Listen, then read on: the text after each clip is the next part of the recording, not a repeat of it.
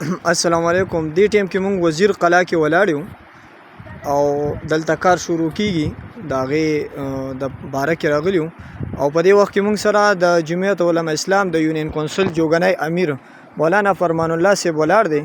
هغوی د دې باره کې وضاحت کوي چې دا سیډوال اوس د چا د پڼ نه شروع کیږي او څه حساب سره شروع کیږي.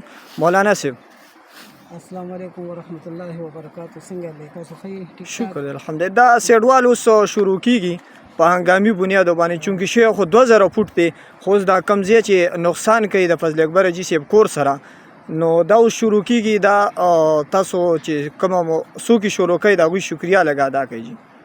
موجوده وخت کې خو چې دا کوم حالت راغلی دی په دې کې موږ سره ټولو هر چا موږ سره خو بھرپور تعاون وکړو. موږ د ټولو محکمو شکریه ادا کوو لکه حکومتي سطح لوکل ګورنمنټ چې کوم تعاون موږ سره کوي د هغې هم شکریه ادا کوو او بالخصوص دا کوم سیډوال چې شروع کیږي نو دې دپاره ماشاءالله محمود جان صاحب چې کومه دی خپل دغه وکړ منظوري ورکړله او د دې کار شروع کیږي. موږ د هغې هم شکریه ادا کوو. دلته چې څومره فنډ دلته لګي موږ د ټولو ملګرو شکریه ادا کوو. دې کې مطلب موږ سره سیدل به دي او سرتاج به دي ټولو منډه تړو والا د ټولو موږ شکریه ادا کوو او بلکې دې مصیبت ټایم کې چې موږ سره چا څومره تعاون کړی دی ځکه هغه د یوسف علیه السلام د بوډای قصه وکړه نه چې یوسف علیه السلام خرید کېده نو یو بوډای پکې ویلی یو واقعه مشهوره ده چې هغې یو ماشوړه اغوستې وه چا ورته چې لکه ته څه شی کولی شي ویل یاره زه خبر شوم چې یوسف علیه السلام خرید دی که نه خو په ورځ د قیامت کې الله پاک ووایي چې یاره د یوسف علیه السلام خریدار دی یو سایډ ته شي نو هغې کې به زه هم راپاسم که نه نو موږ سره که چا دلته یو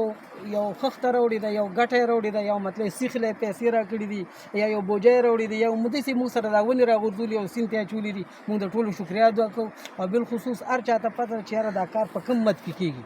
یو د لوکل ګورنمنټ کار دی یو د صوبایي لیول سره کار کې ایم پی ای مینې کوي کار نو هغې نه مطلب هر سړی خبر دی موږ د ټولو ملګرو شکریه ادا کوو. مننه چې مهرباني